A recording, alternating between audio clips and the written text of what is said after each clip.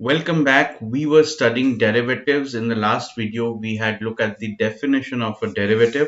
What is a derivative? Now let us look at some features of derivatives. So derivatives has several features. They are listed here for you and these as well. So let's look at each one of them and discuss them and understand them in detail. The first two features of a derivative. It is a contract. When you own an investment, let's say gold, it's not a contract. You've purchased the property and kept it. But derivative is always a contract between two or more people. In the first lesson, where we understood the definition of a derivative, we looked at an example of buying gold. That was an example of a forward contract. So it is always a contract between two parties, two or more parties, that derives its value from movement in prices of the underlying. So it is always a contract. And the second feature, it derives its value from an underlying asset. That is the very definition of derivative. This is the reason why it is called a derivative, because the value of the contract is derived from something else, and that something else is called an underlying asset. Next feature. When there is a contract between two or more parties, generally both the parties, all the parties to the contract will have a specific obligation. For example, a forward contract, which is a derivative, we'll see this, we'll cover this in much detail in later videos. But a forward contract is a contract to buy or sell something at a future date. So both the parties to the contract have a specific obligation. One person has the obligation to provide the goods and the other person has the obligation to pay for them. We saw this in the last video in the example explaining what is derivatives. Now obviously what kind of obligation the parties have will vary, will depend upon what is the type of derivative, what is the type of instrument, what is the type of contract. Okay. Next, it may be direct or exchange traded. There's another word for this direct used over here, OTC, over the counter or exchange traded. Now, when two or more people are coming together, entering into a contract which has some financial value, it can either be done through an organized marketplace or it might be done privately between two or more people. So if you want to buy vegetables, you can go out of the city, drive out of the city, look for a farm, find a farmer who's growing the vegetable you want and willing to sell to you. This is a private contract between you and the farmer. But if you just want vegetables, you can also go to the grocery market. There'll be hundreds of people selling vegetables. You don't need to know them also, but you know that groceries will be available over there. So similarly, if you want to buy equity shares, you can buy from the stock market, from the stock exchange, which is an organized, regulated market. When you're buying from the stock market, you don't know the person who's selling. You don't know his name. You've never seen his face, but still you are doing the transaction and you are sure that the money will be received. If you're paying for the shares, you will get the shares. If you're selling the shares, you will get the money. The stock exchange ensures that. Okay, so exchange traded means traded on a regulated, organized exchange or marketplace. For example, the stock exchange for equity shares. Next, property. Delivery is not compulsory. If you go back to the previous video where a person had promised to buy 10 grams of gold at 50,000 after 1 month, very often in such derivative contracts you will see that it is not compulsory to take delivery. That means actually pay and take the gold. It is not compulsory. In some types of derivative contracts it is compulsory. In others it is not compulsory. So wherever the taking of delivery, that means physically paying for the goods and taking the entire lot of goods, wherever it is not compulsory, it is settled on a profit or loss basis, on a cash basis. It's called cash settlement. We will discuss this in more detail in later videos, but just for you to know, whenever you are entering into a derivative contract, it is not compulsory that you have to take the delivery of the goods.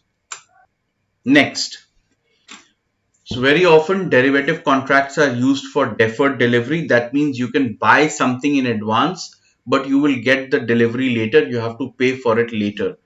For example, when large companies are procuring raw materials for their production, they very often, and particularly in relation to things like agricultural produce, so they rely a lot on forward contracts. So they purchase a lot of their raw materials on forward contract. They enter into a contract today while the crop is not even ready in the field. It will be delivered to them after 6 months or 3 months or whatever time period.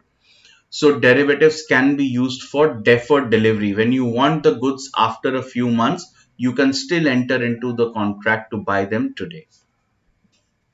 Okay, next. These are secondary market instruments. Now, derivative contracts are usually secondary market instruments. What is the meaning of secondary market instrument? Let me explain with the help of an example. Suppose this is a company that needs money for business expansion. It needs capital. It's a public company, it's a public company. What is it going to do? It is going to issue shares to the public in the form of an IPO. When it launches an IPO, it will issue equity shares to the public. This is the public. Okay. And people will buy the equity share or subscribe to the equity share by giving money. So people are getting equity shares, which is nothing but ownership of the company, a piece of the company. And in return, people are investing money in the company in the form of share capital. Using that money, the company can grow the business. This is a transaction between company and people who are buying the equity share. Now, after having subscribed to the shares during an IPO, now you own shares of the company. Let's say after a few months, you don't want to keep it, you want to sell it off. This company, after the IPO, the shares were listed on a stock exchange. So you can sell off the shares on a stock exchange. When you are doing that, you are giving up your equity share to someone else. Let's say this is A and this is B. A is selling the equity shares to B. In return, B is giving money to A. Is the company involved anywhere in this transaction? No. So this leg of the transaction where the company is issuing shares to A and taking money in return, this is called the primary market for equity shares. Okay. And then this second part of the transaction where A is selling its own property to B, this is called secondary market. Here the company is not involved at all. So very often in derivative contracts such as futures, options, etc., you will see that generally they are secondary market instruments. Okay. Next, derivative contracts are risky. There is an exposure to risk. We will discuss this in detail with examples and calculations later on.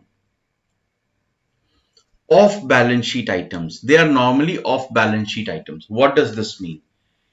If you think the price of gold or any other commodity for that matter will go up, if you want to make profit out of this conventionally in the normal way, what are you going to do? You are going to buy the gold and keep it. So after a while the prices will increase, then you can sell it off. When you buy the gold, you will have to record it in your books of accounts because you own the property. You own gold and you've paid money for it. After a while, as the prices increase, you can sell it off and record a profit. In the case of derivatives, when you enter into the contract, okay, do you actually buy the gold at that date? No. Do you actually pay for the gold on that date? No. Maybe you have to give a small amount of token or what is called as margin money, but that's only a small percentage of the entire contract. On that particular day, you are only giving a promise to buy the gold. So if the gold prices appreciate, you will make a profit, but you are not paying for it. You're not investing anything today, maybe a small amount, but largely you are not investing today. So you don't even have to carry this in your balance sheet. That is why it is called an off balance sheet item. Okay, so these were the main features. There are some other points you should know. Derivatives have a maturity or expiration after which they become worthless. I told you derivatives are a contract. Okay, and it's a contract which is to be executed on a particular date, a specified date. For example, I enter into a contract to buy gold on a particular date after 1 month. So that contract has to be honored on that particular date. It will mature on that particular date. And after the date is gone, the contract has no meaning. So all derivatives have a maturity or expiration. It's called maturity. It's also called expiration. Why? Because after that date, the contract expires. It becomes worthless. We will see this again in detail in the case of forwards, futures, and options. Derivatives are powerful leverage tools. Now, leverage means risk. Leverage also means borrowing money and investing. So, in a way, for example, if you are making a promise to buy gold, thinking that the prices of gold will increase, maybe you don't even have that much money in your pocket, but still you are speculating. Just because you feel prices of gold will increase, you are promising to buy gold. In case the prices actually increase, you don't really need the money in your pocket. You will get the profit. Okay, so in a way you are taking a risk. There is more risk. You are either borrowing money or without money, without having the money, you are promising to make a payment. Okay, so there is a lot of leverage in derivatives. Once again, we will discuss this in much detail with numbers and examples in upcoming videos. Derivatives help transfer risk from the risk averse to the risk takers. Risk takers means people who are willing to take risk because there is also a chance of making high profit. Risk averse means people who want to avoid risk. So I told you derivatives are risky. They involve a lot of risk, but uh, it can also be used to eliminate certain type of risk. For example, you can use hedging to eliminate several kinds of uncertainties. We'll look at these with examples a little later. So what happens is in such cases, the risk is transferred from the risk averse people, which are hedgers, to the risk takers. Generally, they are called speculators. We will discuss this when we are looking at participants in the derivative markets, hedgers and speculators. What are the other points?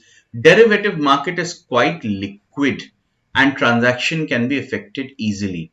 Now, this is only applicable for those derivatives which are market traded or exchange traded. OTC derivatives, over the counter derivatives, which are privately negotiated between two people, this is not applicable for them. So it is applicable for some type of derivatives like futures and options. Quite liquid means there are a large number of buyers and sellers, and you'll never face a situation where you want to sell a derivative contract or buy a derivative contract, which is normally bought or sold in the market. You go to the stock exchange and you don't find a buyer. It doesn't happen. So it's very liquid means there are a large number of buyers and sellers, and you can easily buy or sell whatever you want to buy or sell. Next, there is no limit on the number of units that can be transacted in the derivative market, unlike the physical market. This is a very interesting point. Understand this. If I go to a sweet shop to buy sweets, what is the maximum amount of sweets I can buy? Obviously, the maximum amount is the amount of sweets, the quantity of sweets that is available in the shop on that particular day. Okay, so there is a limit to how much I can buy in the spot market physically. But when I'm entering into a derivative contract, I'm just making a promise to buy, and the other person is just making a promise to sell. And in many cases, the actual delivery never happens. We just settle profit and loss. So it is possible that the person can promise to sell much more than he has today, much more than he can produce in a day, because it is just a promise and I'm just promising to buy. On the date of delivery, we might just settle on a cash basis. So no physical delivery will happen. That is why there is no limit to how much transaction can happen in the derivative market, unlike the physical market. It helps in predicting future prices based on current prices. So whenever you are entering into contracts to buy or sell something in the future, it is not arbitrary. It is linked to the current prices and the economic situation, the market situation. So what are you expecting the prices to be in future? Okay, so it can be helped, it can be useful in predicting future prices. What does the market feel today about the future prices? How much the price might be in future? So it's a good indicator. It helps in predicting that. So this was about features of a derivative contract. Uh, we will look at some of these points in detail in the upcoming videos, and in the next video, we will look at types of derivatives and types of underlying assets.